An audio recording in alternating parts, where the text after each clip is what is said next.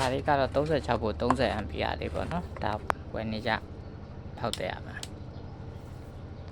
ဒီမှာဗာပြန်ထားတယ်ဆိုတော့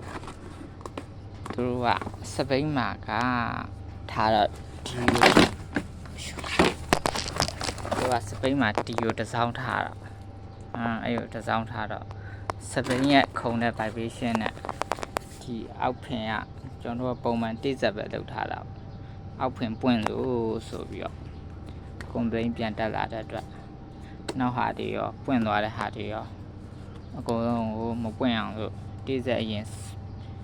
စူပါကူအုပ်တယ်ပြီးလို့ဆိုရင်အပေါ်ကထပ်ပြီးတော့ပတ်ပေးလိုက်တယ်ဒီမှာရစူပါကူတုံးထားတယ်ဒီမှာရစူပါကူတုံးထားတယ်အဲဆိုရင်တော့စပိန်ရဲ့ vibration ကိုကောင်းကောင်းခံနိုင်ရှိသွားပြီပေါ့နော်ကျွန်တော်ပုံမှန်မှာ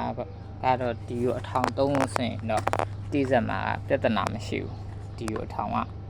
ကျွန်တော်အောက်မှာသူတန်ဖရိန်နဲ့စပိန်ဖရိန်နဲ့ကတ်နေမှာကျွန်တော်ဒီကိုတစ်စောင်းသုံးလိုက်တဲ့ခါကျတော့အောက်ကအလူကြီးဖြစ်နေတဲ့ခါကျတော့စပိန် vibration ကအရမ်းများတဲ့ခါကျတော့ဖင်ပွင့်လာအဲ့ဒါလေးကိုပြန်ရှင်းပေးထားပါတယ်ဒါတော့ဒီမှာကိုအပြည့်ထိုးပေးထားတယ်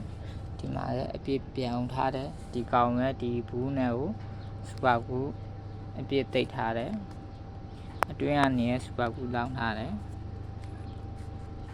ဒီချာလေးပြန်ပြီးတော့ပြင်ပေးထားပါတယ်ခင်ဗျ